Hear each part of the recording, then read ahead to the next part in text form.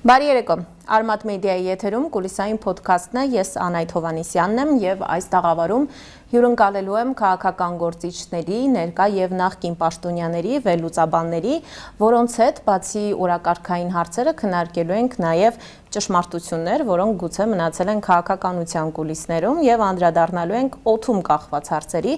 որոնց պատասխանները գուցե դեռ չեն հնչել։ Եվ այսօր ես զրուցելու եմ Բարձրագույն դատական խորհրդի նախկին նախագահ Ռուբեն Վարդազարյանի հետ։ Պարոն Վարդազարյան, բարի երեկո, շնորհակալ եմ իմ հրավերը ընդունելու համար։ Բարև ձեզ, շնորհակալ եմ հրավերի համար։ Պարոն Վարդազարյան, փորձենք բաց զրույց ունենալ, հասկանալ ինչ է կատարվում դատական համակարգում եւ առհասարակ ամբողջ իրավական համակարգում եւ նաեւ զուգահեռներ անցկացնենք հենց այս օրերի հետ, երբ տեսնում ենք ակտիվ կալանավորումներ, խուզարկություններ, ինչով է դա պայմանավորված։ Նախ ես ուզում եմ անդրադառնալ, որ նախընտրական քարոզարշավը, որը իրականացնում էր Նիկոլ Փաշինյանը, քաղաքական լինելուց զատ նաև վերաբերում էր դատաիրավական համակարգին եւ Նիկոլ Փաշինյանը մեղադրում էր եւ ասում էր պետք է բարեփոխել դատական համակարգը, սա ինձ հիշեցնում էր 18-19 թվականները, երբ նա դարձյալ խոսում էր դատաիրավական համակարգի բարեփոխումներից, այն ժամանակ դեռ հեղափոխական Նիկոլ Փաշինյանն էր։ Արդյոք դատաիրավական համակարգը այն կարգի վարկաբեկված է հասարակության աչքերում, որ անընդհատ այդ մասին խոսելով Նիկոլ Փաշինյանը կարողանում է մոբիլիզացնել իր էլեկտորատին։ Բավականին մեծ պալիտրա էր հարցերի, փորձեմ կետ առ կետ անդրադառնալ, բայց մինչև սկսեմ ձեր հարցերին պատասխանել եւ մինչև մեր զրույցը սկսենք, թույլ տվեք շնորհավորել ձեր ոդկասթը, քանի որ ես տեղեկացա մինչև մեր տեսագրելը, որ երկրորդ հյուրն է։ Այո։ Ցանկանում եմ, որ ձեր ոդկասթը լինի հաջողակ, լայն կանաչ լույսով պողոտայով անցնի, եթե խոչընդոտներ լինեն, ապա այնպիսի խոչընդոտներ լինեն, որոնք հեշտությամբ կհաղթահարեք։ Հիմա անդրադառնամ ձեր հարցին, ինչ է կատարվում դատական համակարգի հետ, ես ստիպված եմ լինելու սկսել հետևյալ նախադասությունից։ Նախընտրական փուլում երկու անգամ քաղաքացիական պայմանագիր կուսակցության նախընտրական քարոզարշավի ընթացքում երկու անգամ հնչել է հետևյալ միտքը, որ մեզ անհրաժեշտ է նոր սահմանադրություն ընդունել եւ նոր սահմանադրության մեջ լինելու է անպայման հետևյալ դրույթը, որ բոլոր դատավոր, այսինքն մեծ լայնածավալ դատական ռեֆորմը իրականացվելու, բոլոր դատավորները լինելու են ժամանակավոր պաշտոնակատարներ եւ այնուհետ նորից նշանակվելու են այդպիսով ոնց որ թե ցանկանում է քաղաքական իշխանությունը վեթինգ իրականացնել։ Քաղաքացիները այդ բառը շատ լավ սովորեցին, նույնիսկ եթե բովանդակությունը չգիտեն, ապա գիտեն, որ գոյություն ունի դատական համակարգի վեթինգ։ Իմ խորին համոզմամբ դա կեղծ օրակարգ է, որովհետեւ քաղաքական իշխանությունը այսօր ունի գրպանային դատական համակարգ եւ նոր զտում իրականացնելու անհրաժեշտություն չունի, ընդամենը ունի 4-ից 5-ից 10 դատավոր, որոնք որ կամակատար չեն հպատակվել քաղաքական իշխանությանը, այդ դատավորների ձերբազատվելու խնդիր ունի իշխանությունը, գործադիր մարմինը եւ այդ հարցը որ լուծի նոր վեթինգ իրականացնելու անհրաժեշտություն չկա։ Իրականում դա այն օրակարգն է, որ թաքնված օրակարգ է, այսինքն կա սահմանադրական հանրաքվե անցկացնելու անհրաժեշտություն եւ այս դատական ռեֆորմը այդ սոուսի տակ, դատական ռեֆորմ սոուսի տակ մնացած հարցերը ոնց որ թե երկրորդվելու են կամ երրորդվելու են, չեն երևալու։ Բայց պարոն Վարդազարյան, նայեցուն, եկակ հենց իմ հարցին, այսինքն հասարակության մեջ դատական համակարգից իսկապես կա այդ բողոքը դժգոհությունը, որ Նիկոլ Փաշինյանը անընդհատ հենց այդ սոուսով է ուզում համեմել իր հերթական սահմանադրական փոփոխությունները։ Գիտեք, ես Նիկոլ Փաշինյանը ասում է հանրային պահանջ կա, արդարադատության հանրային պահանջ կա եւ ասում է, որ ինքը շփվում է զանազան մարդկանց հետ եւ դա գրեթե այդ հանրային պահանջը ջրի երեսին է եւ ինքը ցանկանում է բարձրաձայնել։ Ես ավելի շատ մարդու հետ եմ շփվում, ավելի շատ մարդկանց հետ եմ շփվում, հասարակ ժողովրդի հետ եմ շփվում, առանց թիկնապահների եմ շփվում, առանց այդ զտման մեխանիզմի եմ շփվում եւ ես գտնում եմ որ այո իրոք պահանջ կա, բայց պահանջը ոչ թե այն օրակարգի շուրջ է, որ Նիկոլ Փաշինյանն է ասում, որ պետք է արդարադատության պահանջ կա, ուղիղ 180 աստիճան հակառակը կա, որ ուզում են ժողովուրդ այսօր արդարադատության պահանջ ունի եւ ուզում են դատական համակարգը ձերբազատվի այս քաղաքական ճնշումներից, որ այսօր գործադիր իշխանությունն է կամ քաղաքացիական պայմանագիրը կամ Նիկոլ Փաշինյանը էական չի, այն քաղաքական ճնշումներից, որի տակ գտնվում է այսօր դատական իշխանությունը, այսինքն արդարադատության պահանջը կա, բայց ոչ թե այն կոնտեքստով, որ Նիկոլ Փաշինյանն է ասում, այլ ուղիղ հակառակ։ Ժողովուրդը ցանկանում է, որ արդարադատություն լինի, եւ այդ արդարադատությունը լինի իրական արդարադատություն, այլ ոչ թե թելադրված քաղաքացիական պայմանագրի կողմից։ Ման Վարդազարյան, ինչու նախքին միտքս ճիշտ բացատրել, հակառակ կոնտեքստով է պետք նայել այդ ասածը, եւ վստահ եմ, որ եթե իշխանափոխություն լինի, այդ ռեֆորմը լինելու է, դատական ռեֆորմը լինելու է, բայց այդ դեպքում զտումը լինելու է ոչ թե արդարադատության կամ այդ կեղծ օրակարգով, այլ լինելու է իրական, այ հպատակվել էր ժամանակին, այդ դեպքում զտվում ես եւ այդ ֆիլտրով չես անցնում։ Հիմա բայց տեսեք, ժողովուրդը արդյոք պահանջում է իրական արդարադատություն, թե օրինակ ժողովուրդը պահանջում է, որ նախկին բոլոր պաշտոնյաները նստեն բանտ։ Ինչու եմ սա ասում, որովհետեւ եթե Վաղուց դա օրակարգում չկա։ Չէ, այս քարոզարշավի ընթացքում մենք տեսանք նորից նույն օրակարգն է, Ռոբերտ Քոչյանը պետք է նստի, Գագիկ Ծառուկյանը պետք է նստի։ Ինչ է ասում Նիկոլ Փաշինյանը։ Եթե նրանք չեն նստել բանտ, նշանակում է, որ դատավորները կոռումպացված են։ Ես դասել եմ այդ մեկ թե երկու անգամ կրկնել այդ միտքը, որ Գագիկ Ծառուկյանը եթե արդարացվել է, ապա դա ձրի չի, հա, իր ֆրազան եմ, դա ձրի չի եղել։ Այո։ Այսինքն դատավորը կաշառք է վերցրել, եթե թարգմանենք։ Քաղաքական գործիչ է, երբ որ նման հայտարարություն է անում, այդ բառից հետո պետք է լինի օրինական ուժի մեջ մտած դատական ակտ եւ ցույց տա, ասի, այ տեսեք, ինչ որ ասեցի, սա է դատական ակտը։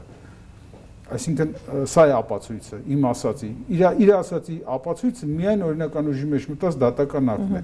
Այդտենց ցանկացած մարդ ցանկացած բան կարող է ասի։ Հիմա տեսեք, մի հատ շատ հետաքրքիր բան եմ ասում, իմ համոզմունքն է, ես քաղաքացի եմ, ազատ քաղաքացի եմ եւ ազատ կարող եմ միտքս արտահայտել։ Տեսեք, հիմա գործը գնացել է, այս ընտրությունների հետ կապված գործը գնացել է Սահմանադրական դատարան, Սահմանադրական դատարանը 4 հնարավոր որոշում ունի կայացնելու։ 4-ից որն է կազմի, ես վստահ եմ, որ լինելու է Նիկոլ Փաշինյանի կամ քաղաքացիական պայմանագիր կուսակցության կամ գործող իշխանության կամքով։ Նույնիսկ եթե ամբողջությամբ Եթե նոր ընտրություններ նշանակի, դարձյալ Փաշինյանն է դա ձեռք տալիս։ Այ ես այդպիսի վերաբերմունք ունեմ Սահմանադրական դատարանի նկատմամբ։ Ինչ որոշում ուզում է կայացնի։ Այ ինքնաբացարկ են հայտնել երկու դատավոր։ Ուրեմն համաձայնեցված է եւ Նիկոլ Փաշինյանի կամքին համապատասխան այդ որոշումը կայացրել։ Ամբողջությամբ անվավեր կճանաչի ընտրությունները, կասի արդար չի եղել, ազնիվ չի եղել, նոր ընտրությունները անհրաժեշտ նշանակել, ուրեմն Նիկոլ Փաշինյանն այդպես ուզե։ Կվերադարձնի Բարգավաճ Հայաստանի ձայները, վերաքվեարկություն կնշանակի, ուրեմն համաձայնեցված է եղել։ Կմերժի ամբողջությամբ, ուրեմն այդպեսին է եղել հանձնարարական։ Ես ձեր միտքը շղթան ճիշտ եմ հասկանում, որ օրինակ նաև այդ մեր թվարկած նախկին պաշտոնյաների հետ կապված էլ ինչ որոշում դատանները կայացնում են, դա համաձայնեցված է։ Ինչի մասին է խոսքը։ Օրինակ եթե Ծառուկյանը արդարացվել է, համաձայնեցված է Փաշինյանի հետ։ Մի վարքյան չեմ կասկածում։ Այսինքն դատավորը չի կարող իր կամքով որոշել, որ այս մարդը օրինակ անմեղ է։ Մեր ոդկասթի ֆորմատը հետևյալն է, որ ես իմ կարծիքն եմ ասում, Իհարկե, ինձանից ապացույց չի պահանջվում, որովհետև եթե ինձ ասեք ապացույց ցույց տուր, ես չեմ կարող այդ ապացույցը ցույց տալ, որովհետև չունեմ, բայց ես իմ կարծիքն եմ ասում, իմ ընկալումն եմ ասում։ Իմ երկարամյա մոտ 20 տարի, 25 տարի ես փորձ ունեմ դատական իշխանությունում աշխատելու։ Սկզբից փաստաբանի կարգավիճակով, հետո դատավորի կարգավիճակով, հետո դատարանի նախագահի կարգավիճակով, հետո բարձրագույն դատական խորհրդի անդամի, հետո բարձրագույն դատական խորհրդի նախագահ, թվում է այդ հիերարխիկ աստիճանով ամբողջությամբ անցել եմ։ Իմ խորին համոզմամբ ես որ տեսնում եմ ինչ է կատարվում եւ վերլուծում եմ այն process-ները, որոնք որ տեղի են ունենում, ես ակնհայտ կարող եմ ասել, որ դատական իշխանությունը այսօր ամբողջությամբ, բացառությամբ ասեցի այդ 5-ից 10 դատավորների, ամբողջությամբ կատարում է քաղաքական իշխանության կամքը։ Հիմա Նիկոլ Փաշինյանի ինչին է պետք հայտարարել մարդկանց հանցագործ, հռչակել հանցագործ, հետո ասել արդարացրեք այդ մարդկանց։ Չունեմ այդ հարցի պատասխանը, որովհետև ես ռացիոնալ մտածելակերպ ունեցող եմ եւ չեմ կարողանում ռացիոնալ դաշտում շատ հարցերի պատասխաններ չեմ գտնում։ Նաեւ չեմ գտնում այս հարցի պատասխանը։ Ինչի էր պետք ենթադրում եմ, որ Նիկոլ Փաշինյան քաղաքական գործիչը շախմատիստի նման 10 քայլ առաջ է հաշվում եւ հստակ պատկերացնում է ինչ է անում, ինչի համար է անում։ Միգուցե այս բացասական վերաբերմունքը իր էլեկտորատի մոտ ձևավորում է դատական իշխանության նկատմամբ բացասական վերաբերմունքը ձևավորվում է այն բանի համար, որպեսզի հետո դատական ռեֆորմների չակերտների մեջ պահանջ ներկայացնի, որ հասարակությունից նման պահանջ կա։ Ինչպես օրինակ հիմա սահմանադրության փոփոխության։ Տեսեք, դուք ասացիք մի քանի անգամ հնչել է այդ միտքը, հիմա քաղաքացիական պայմանագրի падգամավորների կողմից հստակ միտքը ձևակերպումը կա, ասում են, երբ մենք գնանք սահմանադրության փոփոխության հանրաքվեի, մենք հասարակությանն ասելու ենք, որ մենք սահմանադրությունը փոխում ենք, որպեսզի վերջապես բարեփոխենք դատական համակարգը եւ որպեսզի օրինակ այդ նախկին կոռումպացված նրանց ասած կոռումպացված պաշտոնյաները նստեն բանտ։ Մենք դրա համար ենք գնում սահմանադրություն փոխելու։ Բայց տեսեք, հասարակությունը այս ցիկլը մեկ անգամ ապրել է 18 թվականից հետո մենք տեսանք եկան իշխանության սկսեցին դատական համակարգի դեմ պայքարել։ Դրանից հետո եկավ նոր ընտրություններ եւ նույն լոզունգներով Նիկոլ Փաշինյանը քարոզարշավ է իրականացնում, որ ընտրեք մեզ, որպեսզի այն մարդիկ, որոնք չեն նստել այսքան տարի, հիմա գնան նստեն։ Արդյոք սա հասարակության համար այլևս համոզիչ փաստարկ է, որ նրանք օրինակ գնան եւ սահմանադրությանը այո քվեարկեն, որպեսզի օրինակ Գագիկ Ծառուկյանը գնա նստի բանտ։ Գիտեք, իրենք նորից եմ ասում, եթե մենք ռացիոնալ աչքերով ենք նայում, փորձում ենք տրամաբանական շղթայական կապերը գտնել, շատ դժվար է գտնել, բայց ախր Փաշինյանի ընտրողը տրամաբանությունից զուրկ մարդ է։ Ես բոլորին, գրեթե բոլորին նկատի ունեմ, որովհետև երբ որ դեպքերի իրադարձությունները, դրանց վերլուծությունները դնում ես իրար կողք, իր ասածները, այն պրոցեսները, ինչ որ տեղի են ունենում Հայաստանի Հանրապետությունում, այն պրոցեսները, որ տեղի են ունենում Հայաստանի Հանրապետության սահմաններից դուրս, սակայն մեր շուրջ, մեր կենսական շահերի նկատմամբ, այն ինչ որ հայտարարվում է, այն ինչ որ ասում է, որ դնում ես, համադրում ես իրար, չի բռնում, ինչ որ ընդհանուր հայտարարի հնարավոր չի գալ, բայց արյութես որ մարդիկ գնում են եւ ընտրում են։ Ես վստահ եմ, որ որոշ մասա, որոշակի, քանակությամբ ժողովուրդ հավատացել է այդ օրակարգին եւ գնացել ընտրել է, կամ հավատացել է, կամ կուրորեն է հավատացել, կամ շատ է սիրում Նիկոլ Փաշինյանին, դրա համար են ընտրել, որովհետև ես ավելի քան վստահ եմ, որ ոչ թե քաղաքացիական պայմանագիրը ժողովուրդը ընտրել, Նիկոլ Փաշինյանն է ընտրել։ Այստեղ եթե Նիկոլ Փաշինյանին հանենք թողնենք քաղաքացիական իր ասածն է փաստորեն, որ ասում էր, եթե նույնիսկ իմ ուսապարկը մասնակցի, միևնույն է կանցնի։ Մի ձայն չէին ստանա։ Այդ իսկ պատճառով դուք ինձ հարցեր եք տալիս, ես փորձում եմ տրամաբանական կապ գտնել եւ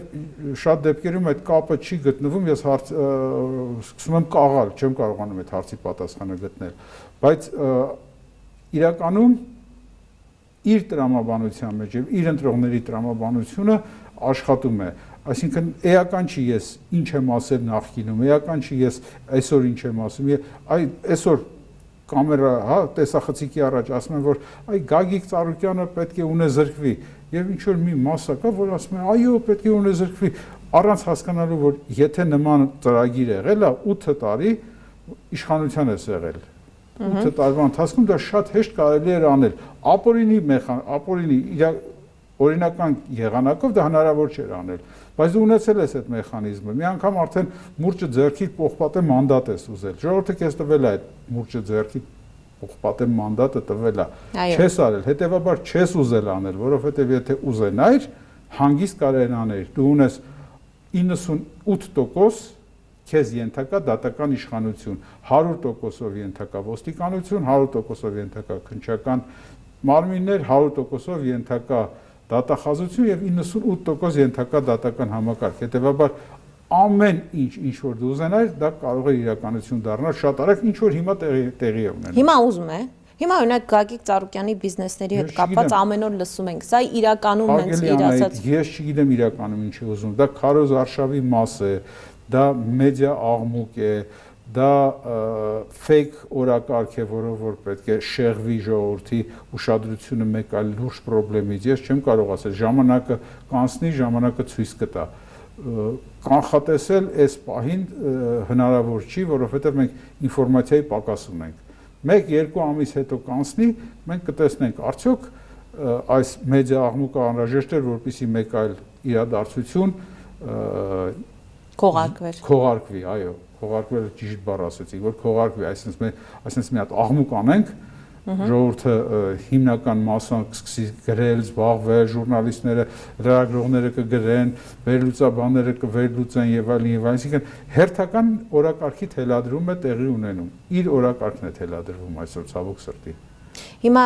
մենք նաև չենք կարող ասել այն ինչ կատարում են նաև մյուս ընդդիմադիրների հետ կապված։ Ամեն օր մենք արտանում ենք եւ իմանում ենք մեկ ընդդիմադիրի կամ մի քանի ընդդիմադիրի տանը ավտոմեքենայում խոզարկություններ են իրականացվում, հերթով մեղադրանքներ են առաջադրվում եւ իդեպ սա արդեն հետընտրական գործընթացն է, երբ որ նախընտրականում էր արվում, մի փոքր շարժառիթը հասկանալի էր։ Հիմա ինչ է տեղի ունենում։ Չեն թողնում նախկին պաշտոնյաներին լքեն երկիրը։ Ռոբերտ Քոչարյանի օրինակը չկա քրեական գործ, ես նաև ձեր մասնագիտական գնահատականն եմ ուզում լսել։ Քրեական գործ չկա, գնում է օդանավակայան, ասում է սեկտը փակ է, հետո նոր հարուցվում է քրեական գործը։ Տեսանյութը ԱԱԾ-ն փաստորեն փոխանցում է լրատվամիջոցին։ Փաշինյանն ասում է, որ ԱԱԾ-ն ազատ է իր տեսանյութն եք ուզի կփոխանցի, չի ուզի չի փոխանցի։ Փոխանցել չի, արտահոսք բառն արտահոսքը, ահա։ Արտահոսք բառը ինքնին արդեն բացասական երանգ ունի։ Եթե ինչ-որ մի բանի կոչվում է արտահոսք, արդեն վատ է, չէ՞։ Արդեն թերացում է, արդեն սխալ է։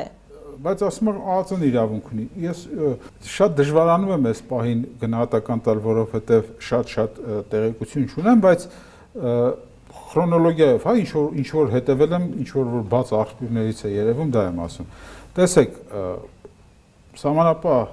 ծառայությունը չի թողնում երկրորդ նախագահային, որպեսզի Հայաստանը լքի, ենթադրում եմ, որ այդ սեկտ կոչված համակարգում կա սահմանափակում, փակ է սեկտը կոպիտ, ժողովրդական լեզվով ասած։ Սեկտը փակ է, չի կարողանում դուրս գա։ Դա նշանակում է, որ դատավարական ինչ-որ կարգավիճակ ունի։ Դատավարական կարգավիճակ եթե ունի, ինքը առաջինը պետք է իմանա դրա մասին, այսինքն ինքը չգիտի։ Անցնում է 2 օր։ Չէ, իդեպ այդ ժամանակ լրատվամիջոցները հարցում էին արել եւ պարզվել էր, որ չկա։ Դրա համար եմ ասում։ Պետք եթե ինքը ծանուցված չի կարգավիճակի մասին, ուրեմն չունի։ Անկախ նրանից ինչ կորոշեն, ոնց կանեն, հանրային գործի չէ, ամեն օր, ամեն վայրկյանը նրա տեսախցիկների տակ է եւ հնարավոր չի հետախուզման մեջ մարդ չի որ կարգավիճակ ունենա, սակայն չեն կարողացել գտնել։ Դա մենակ այդ դեպքում կարող է լինի անձը դատավարական կարգավիճակ ունենա, ինքը չիմանա, երբ որ անձը հետախուզման մեջ է։ Բայց Քոչարյանի ամեն քայլը, ամեն սանտիմետրը, որը որ Երևանում նա իրականացնում է, քայլ է անում, դա տեսախցիկների առաջ է եւ հնարավոր չի որ նա ունենար կարգավիճակ, դատավարական կարգավիճակ նկատի ունեմ, եւ ինքը դրա մասին չիմանար։ Հետեւաբար չկար որևէ կարգավիճակ։ Անցնում է 2 օր, դատախազությունը դիմում է կենտրոնական ընտրական հանձնաժողով եւ պահանջում է անձեռնմխելիությունից զրկելու։ Էդ էլ է շատ, եթե հետաքրքիր է, ես հատուկ կարծիք ունեմ դրա վերաբերյալ, այդ process-ի վերաբերյալ այդ անձեռնմխելիությունից զրկելու, որից հետո տալիս են թույլտվություն, նոր ներգրավում են որպես ենթադրում են մեղադրյալ, նոր հնարավոր է սեկտը փակել։ Այսինքն վարչարարության դաշտում այդ ոստիկանության այդ համակարգը, որը որ սեկտը բացելու փակելու պատասխանատու մարդ կա, ինչ-որ մի սպա,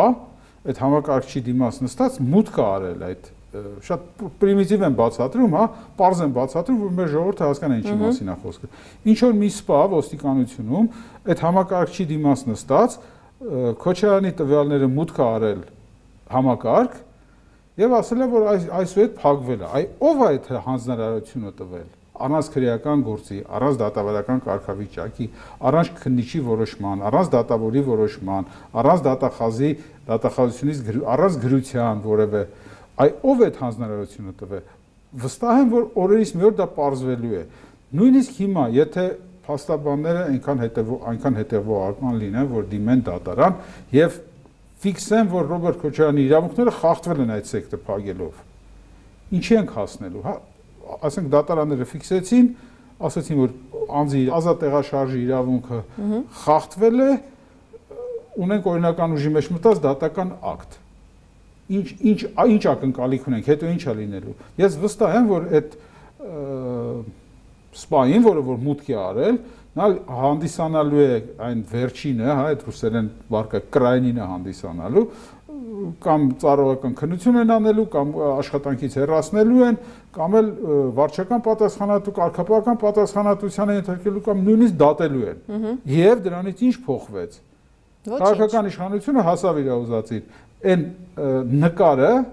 ունեցավ, որ Քոչարյանը պասպորտը մոտենում է փորձում է երկիրը լքել, չեն թողնում։ Փորձում է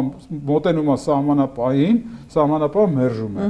Այդ մի հատ այդ նկարի համար, այդ ֆոտոյի համար, այդ կարճ վիդեոյի համար մի քանի վայրկյանանոց այդ սպան, որը որ մուտքագրել է, բայց կենթարկվի պատասխանատվության։ Այ ասենք եթե ենթարկվեց, նույնիսկ եթե ենթարկվեց, չի ենթարկվի իհարկե, բայց ես ասում ընթացքը դատարանը ֆիքսեց եւ հետեւողական եղավ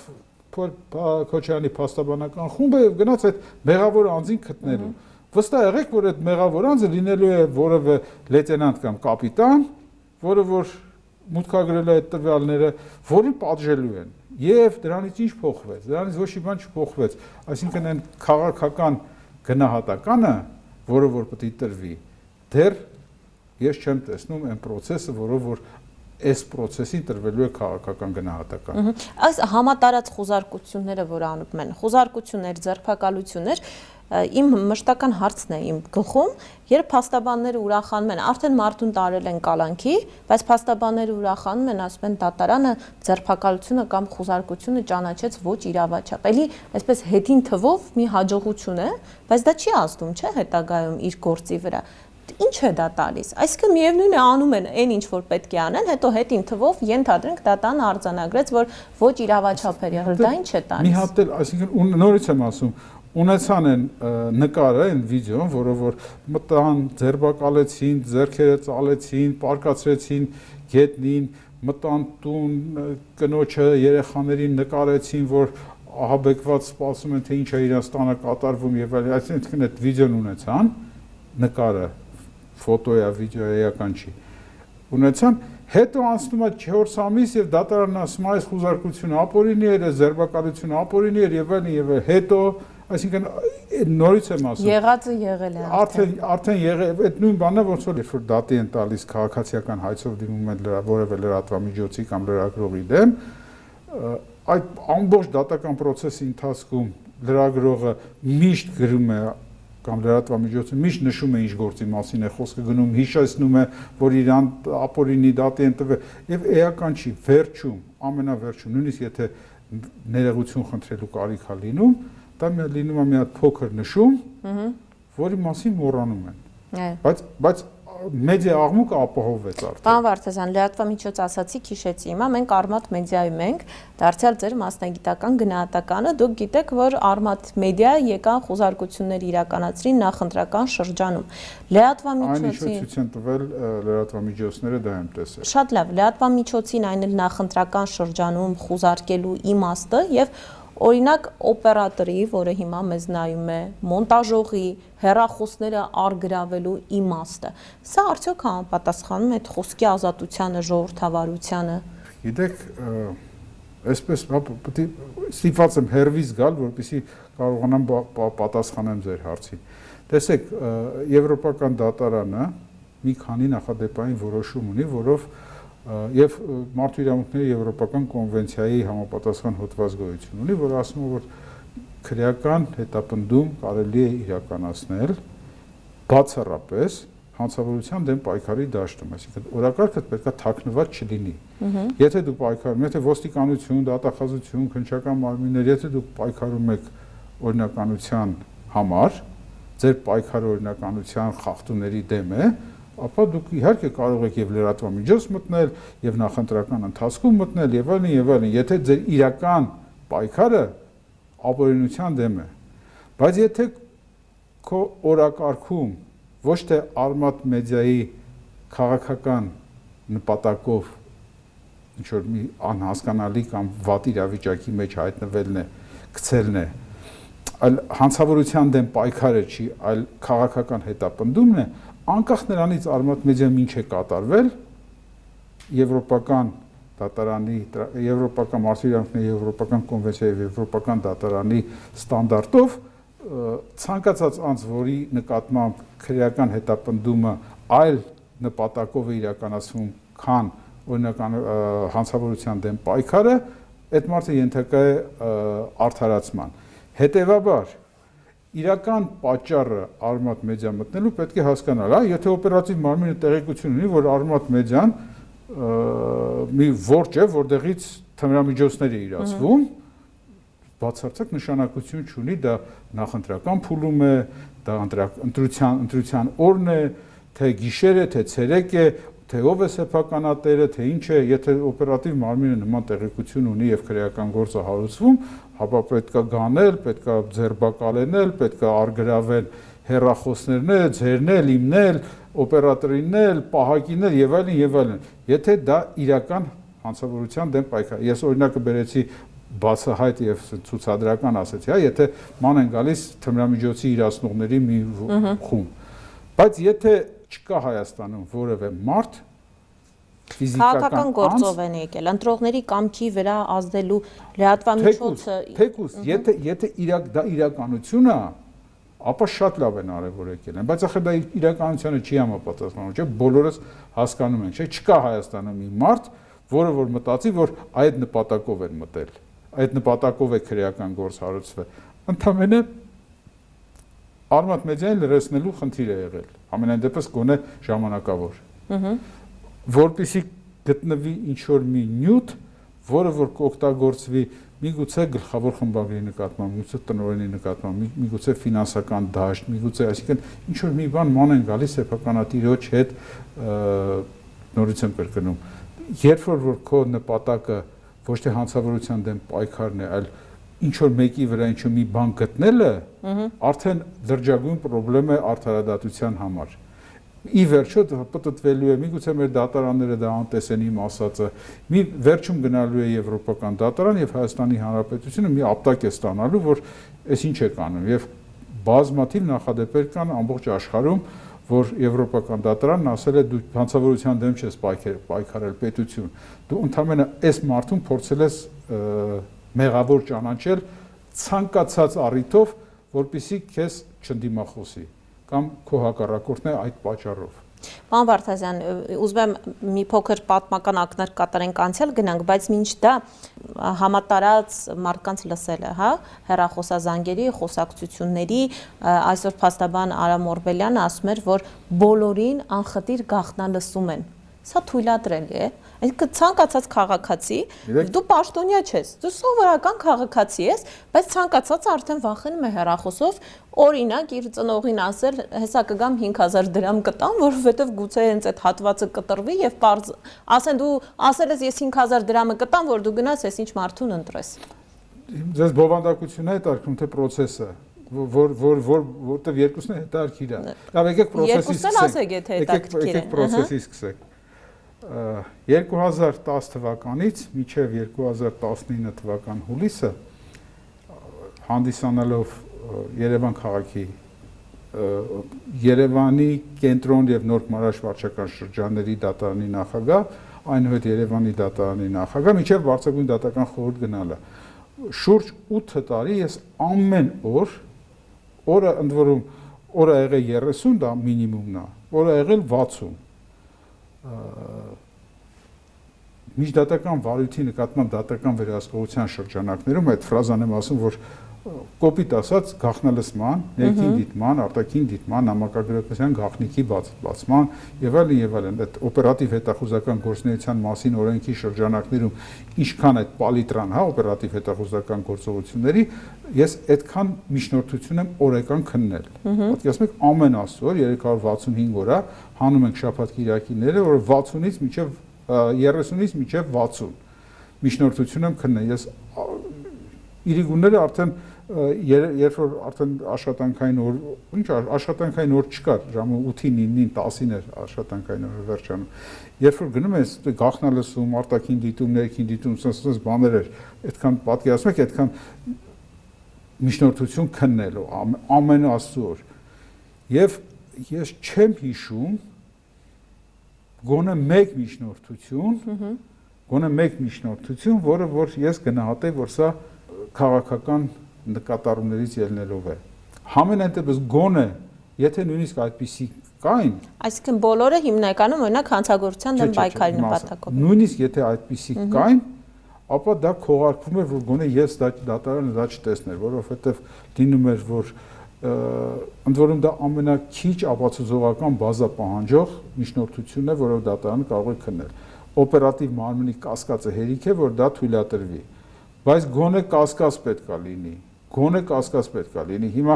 ինչ շատ հետաքրքիր է այն դատավորը, որ թույլ է տվել այն երկու գյուղացուն, որոնք որ կով էին, չէ՞, ոնց որ իրար տալիս նվիրում եւ այլն, բովանդակության մեջ չեմ խորանում։ Այդ հետաքրքիր է այդ օպերատիվ մարմինը ինչ հանցագործության մեջ է կասկածվել, այդ երկու անձը,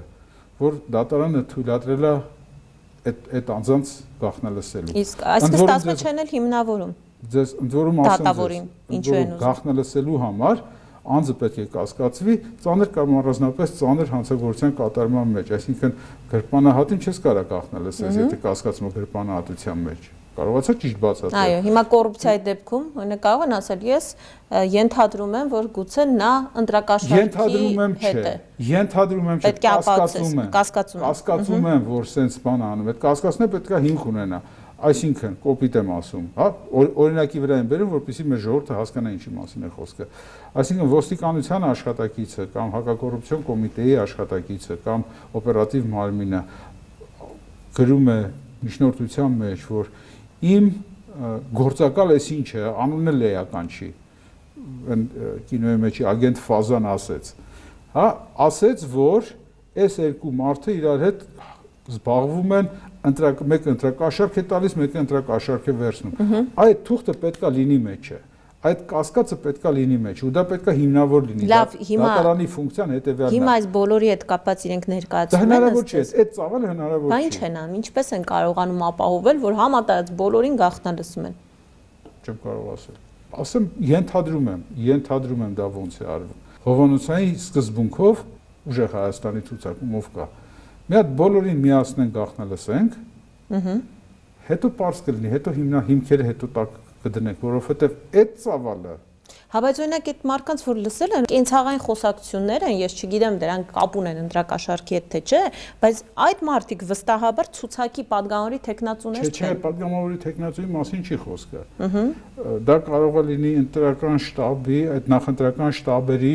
աշխատակիցներ, դրանց բարեկամներ, դրանց հարազատներ, բոլորին, այսինքն բոլորին։ Փոքր երկիր ենք, էլի, ստացվում է։ Այդ հովանոցային տարբերակով բոլորին լսենք,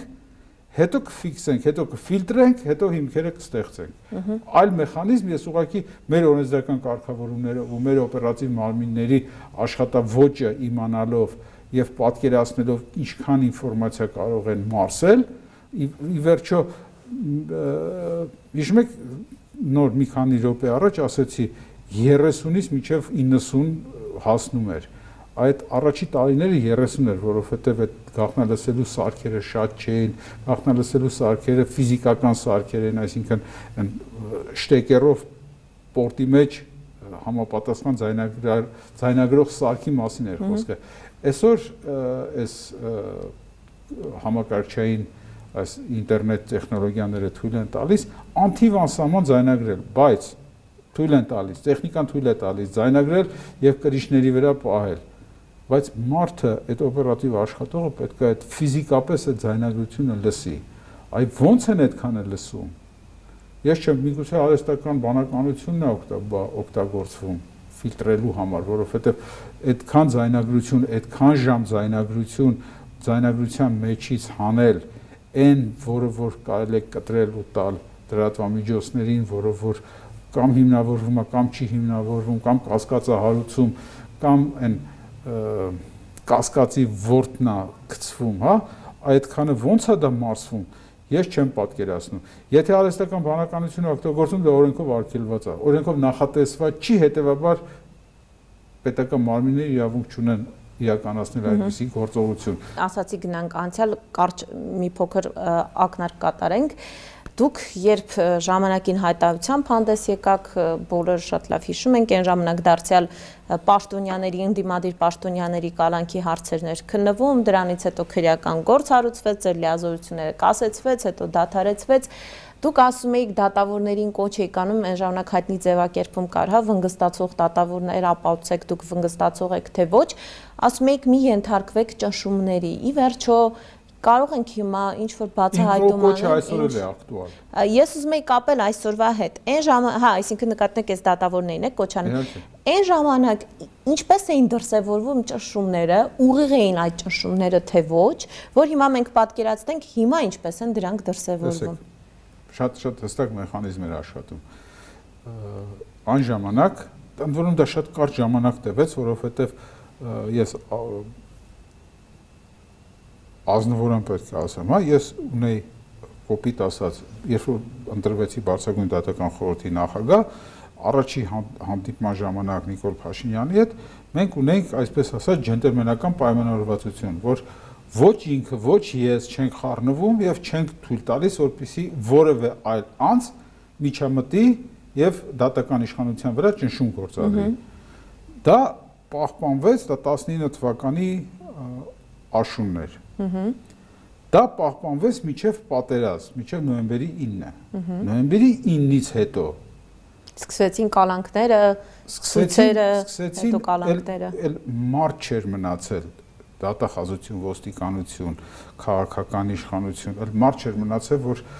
չզանգեն, չմիջամտեն, չասեն, բայց ոնց պետք է բասա պետքա կալանավորվի, բասա պետքա նստի, բասա պետքա դատվի, բասա։ Ես փորձեցի բուֆերի ֆունկցիա կատարել մոտ երկար 1 տարի չափ, ես լսում էի այդ ամեն ինչը ու չէի փոխանցում դատավորներին, որովհետև ես ունեի պայմանավորվածություն, ոչ դու ես խառնվում, ոչ ես եմ խառնվում, ոչ մեկ չի խառնվում դատավորներին։ Ով էր ձեզ զանգում։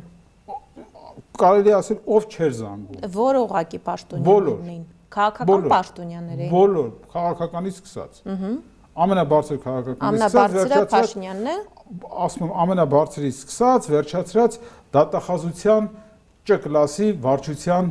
գլխավոր մասնագետով։ Զանգում էին օրինակ ասում են կոնկրետ այս մեկը պետք է կալանավորվի։ Օրինակ բերեմ Արթուր Վանեցյանը, ինչի եմ օրինակը բերում, կարծում եմ շատ լավ հասկացաք, որովհետև Արթուր Վանեցյանի կալանքի այդ շրջանում հայտարարությունը արեցիք, հետո կապում էին, ասում էին ձեր ընկերն է Արթուր Վանեցյանը, դրա համար այդ հայտարարությունը արել եք։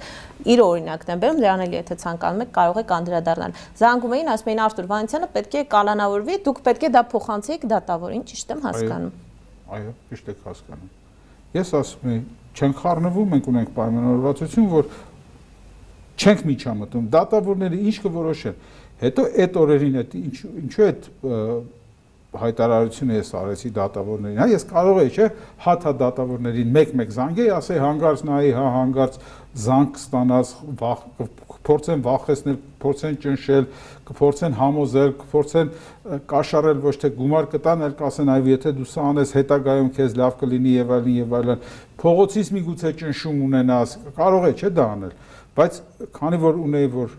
չեմ զանգելու որևէ մեկին, չեմ միջամտելու, ես որոշեցի այդ ֆորմատը ընտրել դատավորներին կոչ անելով, որ ժողովուրդ, ես գիտեմ, որ ձեզ համ զանգում են, համ խնդրում են, համ վախեցնում են, համ ահաբեկում են, համ փողոցնաճնշում, համ պատուհանից նայում ես, տեսնում ես մի զորք մարդ է կանգնած, որոնք որ ասում է պետք է կալանավորվի Իշխան Սաղաթելյանը, կողքը մյուս զորքներն կանգնած լինում, ոչ պակաս մարդիկ են կանգնած, որոնք ասում են, որ ազատություն Իշխան Սաղաթելյան են բերում։ Դե դու կարող եք ասել Վանեցյան, կարող է մեկը ուրիշ, հա, այդ ժամանակ ինչքան մարդ էր, Աշոտ Երկաթներ եւ այլն, ինչքան մարդ կար կալանավորված։ Ես դատավորներին, ով պաշտոնապես իմեջով, ԲԴԽ-ի էջով, հա, առանց թարգցնելու, ասեցի ժողովուրդ ջան, խնդրում եմ ձեր անվտանգության միակ երաշխիքը հետեւյալն է։ Օրինական դատական ակտ կայացնենք։ Այս ամեն ինչ օրերից մի օր ավարտվելու է եւ գալու է ինչ որ մեկը, դա կլինեմ ես, դա կլինի իմ հետ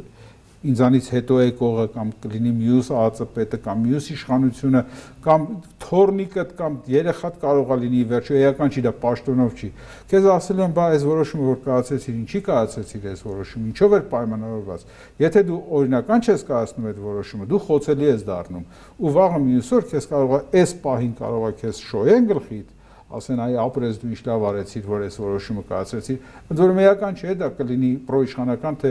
հասարակական քաղաքական ճնշում կլինի թե փողոցի ճնշում կլինի թե իշխան թե ընդդիմադիր դաշտից կլինի այդ ճնշումը իմ խորին համոզմամբ դատավորի միակ երաշխիքը որ անվտանգ կլինի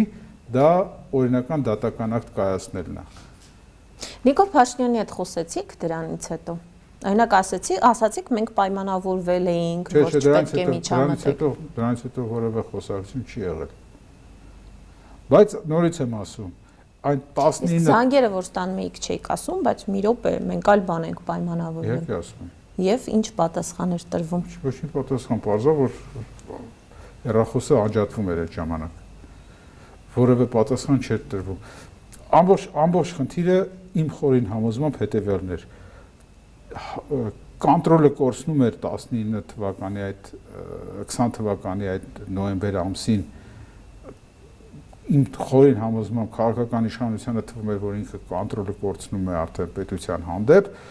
նրանց պետք է անհրաժեշտ էր ուղղակի, որպեսզի բոլորը կալանավորվեն, որպեսզի այդ վերահսկողությունը հնարավոր լինի պահել։ Դրանով էր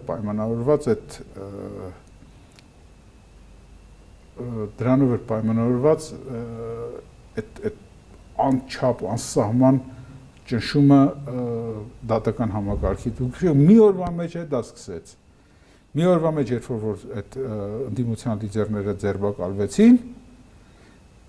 մի ժամվա մեջ սկսեց համատարած ճնշում զանգեր հանդիպումներ դատավոր ես հասկացա որ արդեն հասկանում եմ որ ես չեմ ասելու դատավորներին սկսեցին դատավորների վրա ճնշել դրանից իսկ ելնելով ես այդ հայտարարությունն արեցի որ Ես բուֆերի ֆունկցիա եմ կատարում, այսինքն այդ ալիքը ճնշման ալիքը գալիս ինձ կպնում է, ձեզ չի անցնում, ես պահում եմ դա։ Բայց տեսեք, որ հիմա փորձեցին ինչ շրջանցել, այսինքն էլ իմ միջոցով չեն փորձում ձեզ վրա ճնշում գործադրել, այլ փորձում է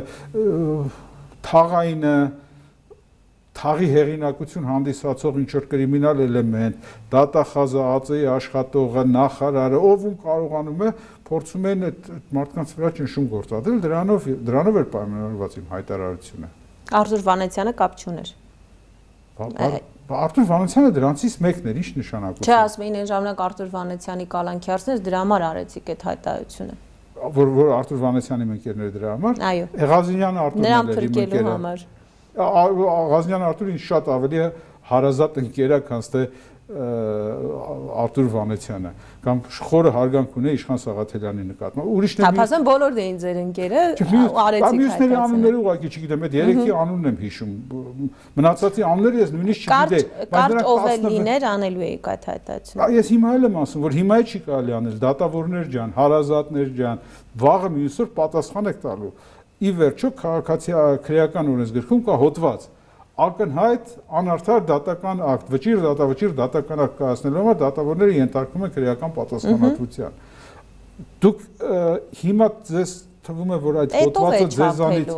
հետո մի ետնե չափելու ակնհայտ անարդար դատական ակտը ես գնալու եմ իմ գործով այն դատավորները որոնք որ իմ գործով նման դատական ակտեր են կայացրել, ակնհայտ անարդար դատական ակտեր են կայացրել, ես գնալու եմ այդ դատավորների հետևից։ Ես ունեմ բոլոր այդ գործերի վերաբերյալ ունեմ համապատասխան, այսպես ասած, գրառումներ, նշումներ եւ այլն, որ երբ որ կփոխվի իրավիճակը, ես գնալու եմ, օրինակ, այսպես ասեմ, հա, շատ հստակ օրինակ եմ ուզում ցույց տալ։ Տեսեք, Գագիկ Ջանգիրյանը երբ որ ընտրվում էր Բարձրագույն դատական խորհրդի անդամ, ես հայտարարեցի, որ ազգային ժողովին որում վստահ է, որ չեն ընտրելու, որովհետև հստակ սահմանափակում կա։ Բարձրագույն դատական խորհրդի անդամ ընտրելու համար սահմանափակում կա 65 տարեկան միջև, իսկ եթե անձը սահմանադրական դատարանից է գնում Բարձրագույն դատական խորհուրդ, ապա 70 տարեկան։ Գագիկ Ջանգիրյանը 66 տարեկան էր։ Ու ինքը համանդրական դատարանից չէր։ Ես վստահ եմ, որ չեն ընդունելու այդ չեն ընտրելու, որովհետեւ ընտրեցին, հետո գնաց դարձավ նախագահ։ Ժամանակավոր պաշտոնակատար նախագահ եղել է, երևի եղել է։ Եղել է։ Կարող է։ Ամենատեպս մի օր կամ չի հասցրել լինել, չի ընտրվել։ Եղել է ԺՊ։ Լիազորությունները դադարեցնելու հետ միասին հրաժարական ա տվել, այդ մի քան, եթե նույնիսկ ընտրվել է մի օր կամ երկու օր ա ընտրվել։ Էական չի։ Արման Թաթոյանը մարդու իրավունքների պաշտպան իր վերջի ժամկետը լրանալուց մի օր առաջ համանդրական դատարան է դիմում, ասում է, որ խախտումով է ընտրվել այս մարդը, որովհետև 66 տարեկան է, հստակ սահմանափակում կա։ Հիմա բացարձակ ինչի հետաքրքրում, ինչ են գրել, ինչ ժանգլորություն արել համանդրական դատարանը, որ մերժել է Թաթոյանի դիմումը, որ ազգային ժողովը ապօրինի ընտրություն է կատարել։ Հակասահմանադրական ընտրություն, սահմանադրական արգելք կա է Բարձրագույն դատական խորհրդի անդամ ընտրելու հետ կապված։ Հիմա հիմա պարզ է, որ իմ դիմումը կամ իմ գրությունը կամ իմ հաղորդում հանցագործության մասին իմ դիմումը ոչ մեկ ընթացք չի տա, բայց փոխվելու է, չէ՞ իրավիճակը, ում այս իշխանությունը հավերժ չի, մի օր փոխվելու է այս իշխանությունը։ Ու այն դատավորները, որոնք որ այդ որոշումը ընդունել են, որոշումը կայացրել են, իմ դիմումով են քրեական պատասխանատվության ենթարկելու, որովհետև դա այբուբենային ճշմարտություն էր։ Դրա համար պետք չէր իրավաբանելներ, դրա համար պետք էր ընդամենը 6-րդ դասարանի հասարակագիտություն առարկան կարդալ, սահմանադրությունը կարդալ եւ հայոց լեզվի տիրապետել, հասկանալ, որ ինչ է գրած օրենքում։ Եթե դու օրենքը խախտում ես, բացարձակ նշանակություն չունի, 40 էջ ինչ ես հիմնավորում։ Պարոն Վարդազյան, հիմա տեսեք, փորձենք նաև ամփոփել գանք մեր օրերի հետ կապված։ Հիմա դատավորը նստի որոշումը կայացնելուց մտածի, այ վաղը մյուս օր իշխանություն կփոխվի, Ռուբեն Վարդազյանը կգա արդարությունը վերականգնելու հետևից, թե նստի մտածի հիմա ես ինչ որոշում կայացնեմ, որ օրինակ ին վրա էլ քրեական գործ չբացվի։ Ես ուզում եմ փոխկապակցվել այսօր մամուլում տեղ գտած լուրերի հետ, գրված էր, չգիտեմ որքանով է հավաստի, ժամանակը ցույց կտա, որ առաջիկայում նոր քրեական գործեր են բացվելու, որոնց շրջանակում ձերբակալվելու են դատավորներ, ընդ որում խոսքը վերաբերում է հակակոռուպցիոն դատանի դատավորներից մեկին, այստեղ գրված է, քանի որ իրավապահները ուսումնասիրում են նախկին բարձրաստիճան պաշտոնատար անձանց վերաբերյալ քննված մի շարք գործերի հանգամանքներ։ Այսինքն ինչ որ նախկին բարձրաստիճան պաշտոնյա նրա հետ կապված գործ է քննվել, ենթադրենք, չգիտեմ, ի օգուտ այդ պաշտոնյայի գործի հետ կապված որոշումը կայացվել, եւ հիմա փաստորեն այդ դատավորին կարող է ձերբակալեն։ Բացարձակ չեմ Այ նույն Նիկոլ Փաշինյանի ասածն է, որ ձրի չես կայացրել այդ որոշումը, ինչպես Գագիկ Ծառուկյանի դեպքում է ասում։ Ենթադրում եմ դրա մասին է խոսքը գնում, հենց այդ նույն Դե հիմա ասում եմ, ինչի մասին մտածի դատավորը իր որոշումը կայացնելիս։ Թող դատավորը որոշի։ Եթե չի կարողանում կողմնորոշվի, թող ավելի լավ դիմում գրի դուրս գա, հրաժարական տա դուրս գա, հանգիստ զբաղվի դառնապաստաբան մյուս դատավորների պես։ Այն մարդ գա աշխատի, ով որ այդքան համարձակություն կունենա, այդ հարցի պատասխանը գտնել իր մեջ։ Մարդիկ կան, որոնք հստակ ասել են, որ միջև այսօրով է պատասխան տվել, որ ես պատասխան տամ։ Ես գնում եմ աշխատում եմ, դառնում եմ իշխանը հպատակ դատավոր, իշխանության ցանկությունները կատարում եմ, կարտ բլանշ եմ ստանում, ինչ ուզում եմ անում եմ։ Մարդկա նման որոշում է կայացրել։ Դա էլ իր իրավունքն է։ Բայց այն դատավորները, որոնք որ համես են մտածում, համեն են մտածում, ավելի լավ է գնան հանգիստ ապրեն։ Ավելի լավ է դիմում գրեն դուրս գան, որովհետև այտենց երկար չեն ձգի, իրանց առողջությունն են վնասել։ Բայց դուք սա չեք բացառում, որ հնարավոր է դատավորը նույնպես ձերբակալվի, որ ինչ որ մեկին օրինակ արդարացրել է։ Ոչ թե չեմ կասկածում, այլ վստահ եմ, որ այդպես է լինելու։ Վստահ եմ, որ այդպես է լինելու։ Չի կարող ինչ որ մի դատավոր պլստա, եթե այս իշխանության կամքը չի կատարել։ Պարոն Վարդազյան, եւ վերջում ամփոփենք մեր զրույցը, արդեն բավական երկար զրուցեցինք։ Հիմա հիշելով անցյալը, նախկինում ինչպես են եղել ճնշումները, փաստորեն ուղիղ զանգել եւ ասել են, հիմա կարող ենք ենթադրել, այս պահի դրությամբ ինչ է կատարվում դատական համակարգում։ Որ թվականները, ես շատ հին եմ, ես։ Դե ձեր ժամանակ օրինակ հստակ ասացիք, որ զանգել են։ Ես աշխատել եմ եւ Քոչարյանի ժամանակ եւ Սարգսյանի 19 ժամանակ թվականի մասնավոր խոսքով ասացիք ուղիղ զանգել են, ասել են, այս մարդը պետք է կալանավորվի։ Հիմա օրինակ Նիկոլ Փաշինյանը հավաստիացնում է, որ նա որևէ կերպ չի միջամտում դատական համակարգի գործեր։ Հիմա դուք ենթադրում եք ինչպես է կատարվում, ինչ է տեղի ունենում, ճնշումները ինչպես է ենթարկվում դատարանը։ Վստահ եմ, որ զանգերի միջոցով միգուցե անձամբ Նիկոլ Փաշինյանը չի զանգահարում, միգուցե, չգիտեմ, բայց համենայն դեպս զանգողը ով որ զանգահարում է իր անունից է ասում։ Վստահ եք, որ զանգեր լինում են։ Մի վարքյան չեմ կասկածում։ Ընդ որում մի միտք էլ ասեմ, միգուցե մի քիչ ժպիտ առաջացնի, իմ ուղղակի երկարամյա դատական համակարգում աշխատելու փորձն է դա ցույց տալիս։ Գիտեք, ով ընդհանրապես ցուցմունք չի տալիս, sense բռնվելուց հետո փակվում է եւ չի ընդունում իր մեղավորությունը եւ մեղքը չի ընդունում եւ ցուցմունք չի տալիս ու փակվում է։ Ով։ Դա թմրամիջոց իրացնողներն են։ Կամ գրպանահատները, այ ինչքան կապացուցեք կգնան պատիժս կգրեն։ Իմ հետ էլ գործ չունեք, մեղքը չեմ ընդունում, ցուցմունք չեմ տալիս։ Ամենահեշտ ցուցմունք տվողները գիտեք ովքեր են։ Ինչքան պաշտոնը բարձր, այնքան հեշտ է մարդ ցուցմունք տալիս։ Քաղաքական իրադրությունը մի թեթև փոխվեց, դուք տեսեք իրար հերթ չեն տալու, այնքան ցուցմունք են տալու իրար դեմ։ Դատավորները դատախազների դեմ, դատախազները դատավորների դեմ։ Այսինքն շղթան բացահայտվելու է, ով զանգեց, ով ճնշեց։ Մի վարքյան չեմ կասկածում, որ այդ շղթան բացահայտվելու է։ Շատ լավ, պարոն Վարդազյան, ես շնորհակալ եմ ձեզ զրույցի համար։ Շնորհակալ։ Ես հիշեցնեմ, որ զրուցում էի Բարձրագույն դատական խորհրդի նախկին նախագահ Ռուբեն Վարդազյանի հետ։ Մենք կհանդիպենք, լավ եղեք։